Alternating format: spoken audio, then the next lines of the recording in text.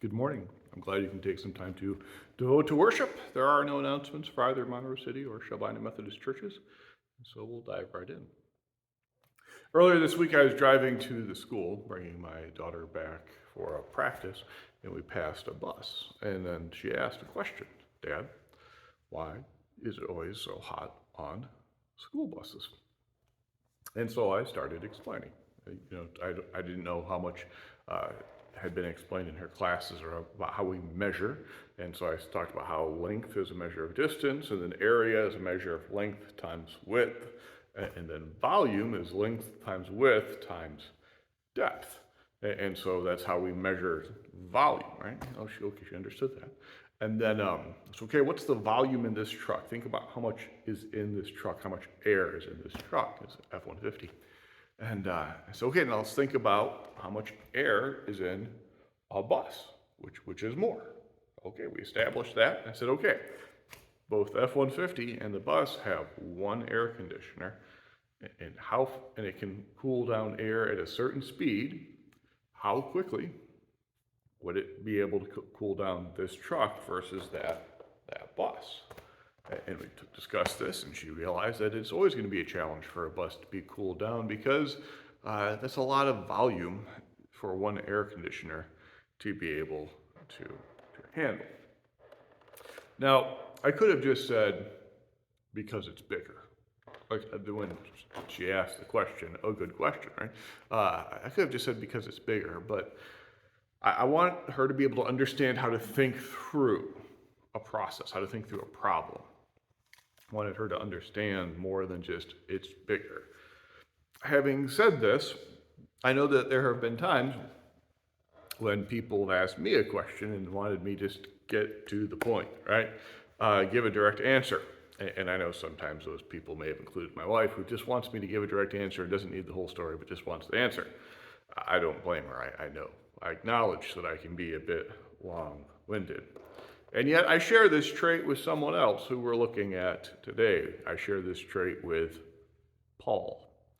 Paul, who was writing this letter, he would have explained all of the details of the bus versus the truck, because that's kind of how he works. When we read these letters, we are on the third chapter of the First Corinthians, first letter to the church of Corinth, and he was sent a letter from the church at Corinth with a set of problems that they wanted answers to, and here we are, the third chapter in, and has he started answering those questions yet?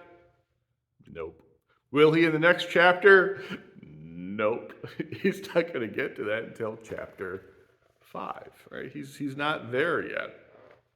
And so I'll warn you that that's how Paul writes, right? You start reading one of his letters, and he's going to take a while to get to the problem because he wants everyone to understand length and width and depth, and this is how you think through something, and I think that's wise. Because what Paul is trying to do is trying to build up the ability of the people of the church to not just hear him tell them the answer. Should we do A or B? Well, this is how you think about it, and then you do A. Because if he can teach them this is how you think about it, then next time they have a question, well, they can work it out for themselves. And we know that there is a Second Corinthians, and so the church does take a while to work through some of these things to learn this lesson, but that is what Paul's getting at. Here's how you think through these things before I'm going to tell you what I think the answer is. So we read into this. We get into 1 Corinthians 3, and Paul is laying out some more about how to think through the questions of how to follow Jesus. And it becomes very clear immediately that he is frustrated. Paul is frustrated. He is frustrated with the particular flavor of frustration that happens when you leave for the day and you leave your teenage children, and you leave they're old enough to be left at home, so they're old enough to do some chores, and you leave them with a list. And you come home at the end of the day, and you expect the list to be done, and what the the farthest they've gotten is that they've argued about who should take the laundry down. They haven't taken the laundry down. They have not done anything about the floors. The kitchen is still a mess. All they've done is argue about who should do the first task, got derailed, and nothing got accomplished. Right? That is the type of frustration Paul has with the church at Corinth. And this is how he expresses it. He writes to them, "When I was with you, I fed you milk, like babies, milk, like Gerber milk, right? Baby food. That's what I fed you when I was there. I was feeding you like an infant, making it all very simple and easy to digest. And shouldn't you be eating meat now? I've been gone for a while. You've had time to grow up. You've had time to mature in your faith. You've had time to figure this out. I left you with the list of things to do." And that's what Paul did. He left them with a list of things. You keep on gathering for worship. You keep on thinking through what it is Jesus taught. You keep on praying. You keep on serving. You keep on taking care of people in the church. Here are the things you need to do to follow Jesus. I left you the chore list. And I expected you at this point to have grown up a bit. And you haven't, right? And I know you haven't, because someone who is eating meat, someone who is growing up, wouldn't be focused on divisions. To grow up, to become mature, as Paul's laying out here, to get from the milk to the meat is to become someone, to become people who focuses on what brings you together. You all follow Jesus. Hold on to that. Focus on that so that brings you together. Stop focusing on what divides you, because there is always going to be something to divide you. There's always going to be something new to divide you. We will always be inventing new things to divide ourselves. And to focus on them is immature. It's milk. Grow up. Eat meat. Focus on what brings you together. And what brings you together is you follow Jesus. Now, Paul uses two images to talk about this. So Paul, he goes from milk to meat, and then now he switches gears two more times in this passage, in this chapter, which if I'd written this sermon in seminary and had it graded, I would have been told, why are you changing images again and again? It worked for Paul, so I'm going to do the same thing. But we started with milk and meat. Grow up. Stop focusing on division. Focus on what brings you together. That's eating meat. That's becoming mature. And then he switches gears twice to be able to sort of expound further on this. First, he talks about plants. He says, "I, Paul, planted, Apollos watered, God makes it grow. And the workers receive the wages for their labor." That's how the logic that he uses immediately after this. Paul plants, Apollos waters, God makes it grow, and then the workers receive the wages for their labors. And then immediately he uses another image, and he says, "I, Paul, laid the foundation. Other people built on the foundation, choosing with care what they built with. And the cornerstone is Jesus." Right? Paul laid the foundation, other people built on that foundation, and Jesus is the cornerstone, the basis of that foundation. And if you listen to the examples there, I guess there is one really good reason he does this. It's because it allows him to sort of lay out Paul, Apollos, God in the plants, and then in the building, he lays out Paul, other people, God, and Jesus Christ. And who are the other people? It's not Apollos, because if it was Apollos, he would have said so. Who are the other people? Well, it's the people reading the letter. He's laying out the next step, I guess you'd say, right? At the start of this, Paul planted, Apollos watered, but now we're down the road a bit. And so Paul laid the foundation, and now you are building, and you are choosing what you build with. Paul lays out the options. He says you can build with straw, wood, stone, or something even more precious, but you are choosing what you build with. Now, I got to confess, I've read a lot of children's books, and so when I read about buildings built with straw, wood, and stone, and there are three options, there's a certain story that comes to mind, and it might have come to mind for you, and it's the story of the three little pigs. And it seems oddly fitting for this. Let me tell you, let's remind ourselves of that story, and then I'll tell you why. There were these three little pigs that each built their homes. The first built with straw, the second built with sticks, the third built with stone and brick. And then the big bad wolf came and told them, little pig, let me come in. And the response was, no, not by the hairs on my chin. And the wolf's response was, then I'll huff and I'll puff and I'll blow your house in. And then that's what happens. The wolf huffs and puffs, and the first house is blown in, the straw is blown away. And we're going to use the Disney version of this story because in all the Disney animated stories I've seen, the pig then scampers away and goes off to the second pig's house, the house made with stone or with stick. And the wolf shows up and says the same thing, let me in, I'll huff and I'll puff. And the second house is blown away, all the sticks are blown away. And then the two little piggies then run off to the third house, the house built with stick or with a stone and brick. And the wolf says, I'll huff and I'll puff. And the house doesn't go anywhere, and the house holds. And the three little pigs in their houses, they do just fine, and the wolf goes away. In an interesting fashion, this is the logic that Paul uses. Listen to what he writes about this, about how the building works, right? He writes that those who build their lives on Christ on the sure foundation, they'll be okay. We read it, 1 Corinthians 3, 11-15. No one can lay any foundation other than the one that has been laid. That foundation is Jesus Christ. Now, if anyone builds on the foundation with gold, silver, precious stones, wood, hay, straw, the work of each builder will become visible. For the day will disclose it, because it will be revealed with fire, and the fire will test what sort of work each has done. If what has been built on the foundation survives, the builder will receive a reward. If the work is burned up, the builder will suffer loss. The builder will be saved, but only as through fire. If you are the little piggy that built your house with straw, you survived because of your family. But your house is burned up or blown away in the story of the three little pigs, and the logic of Paul, it'd be burned up, right? Your house is gone.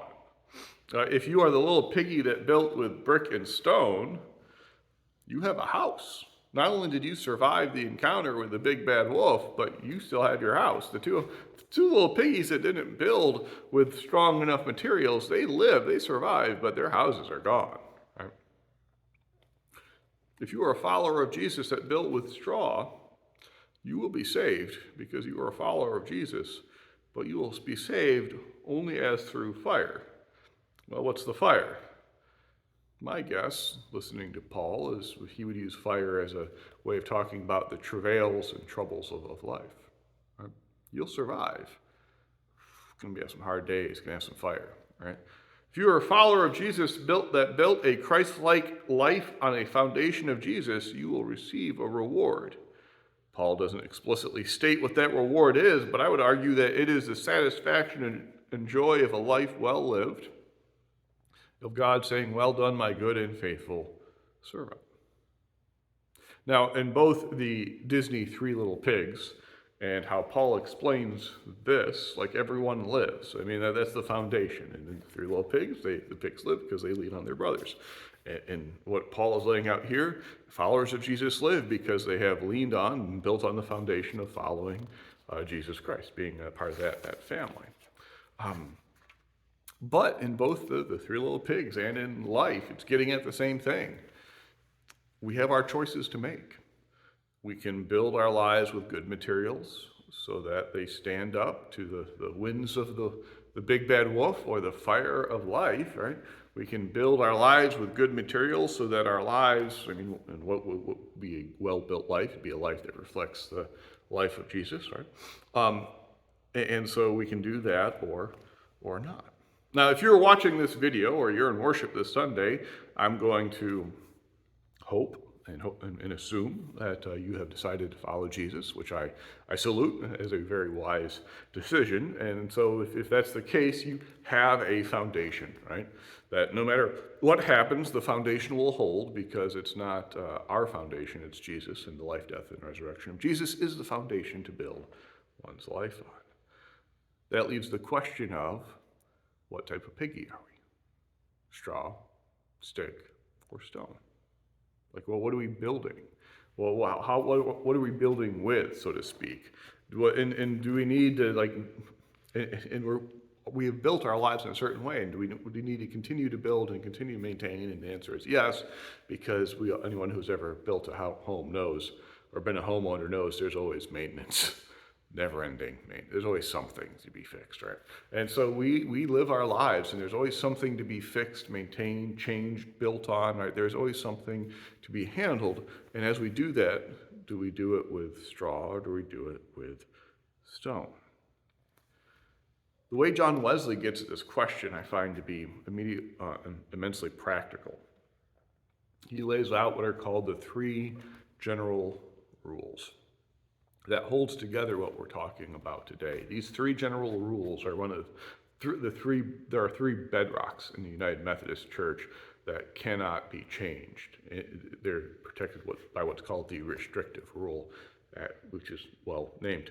Like, you cannot change that our church is based on the Articles of Religion, which is what lays out piece by piece, like Bible, Jesus, Father, Holy Spirit, church, like it lays all that out, the basics of what is church, right? So cannot change the Articles of Religion. Second thing we can't change is John Wesley's sermons. The Methodist Church will always be rooted in the preaching of John Wesley, which is very practical, right? That's part of our methods, right? And the third thing that we cannot change as the United Methodist Church are the three general rules. They are protected, and they are simple, and they are direct, and here they are. Do no harm, do good, stay in love with God. You've heard them once. I'm not sure you can forget them once you've heard them once or twice, right? Do no harm, do good, do all the good you can, stay in love with God. A guy named Reuben Job writes a little book about these little rules. Very interesting to explore them. But they help us think through what we're listening about today, right? If you're going to build a house, you're building the house of the life built on the foundation of Jesus. First, don't do harm, right? A life built on Jesus does not hurt others. So we don't hurt, we don't insult, we don't gossip, we don't act, we don't challenge or damage people economically. We do whatever we can. We stop doing whatever we're doing that's harming others. Right? Do no harm to others, do no harm to ourselves as well. We can harm ourselves by how we live, eat, the whole discussion there, right? So do no harm, do good. Like, whatever it is that we can do this week to do good for others, do that, right? Do good. And then the third one, and this is what keeps it from being something we earn, right, is stay in love with God. Don't forget the foundation. In the end, no matter how much harm we stop doing, no matter what good we start doing, in the end, what we're rooted in is that we stay in love.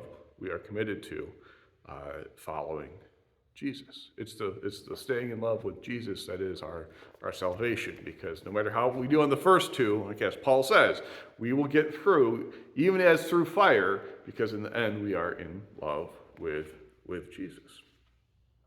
What Paul writes to the church at Corinth is a prodding, a not very subtle reminder that they are saved, right? No matter what they build on that foundation, they're saved because they have built on Jesus Christ. That they are full of promise, full of hope, and full of potential, and that they can do amazing things. And they need to do amazing things, and they are called to do amazing things. And now it's time for them to get out and do that. It's time for them to go back how I originally put it, right? Time to grow up, put the milk down, pick up a steak. Time to move to meat. Time to become mature and focus on what brings them together. And what brings them together is the same thing, They are all building their lives based on following Jesus. And when the fire comes, there will be stress, there will be challenges. How they handle, how they're able to get through those challenges is based on how well they built on the greatest gift they've been given. Have they built on the gift of Jesus and built well or not? In the end, it will be fine, but how we get from point A to point B will be determined. That we will get to point B is a given. How we get from point A to point B, from here to the kingdom, the nature of that journey, Paul tells us, it's in our hands. So build well. Amen.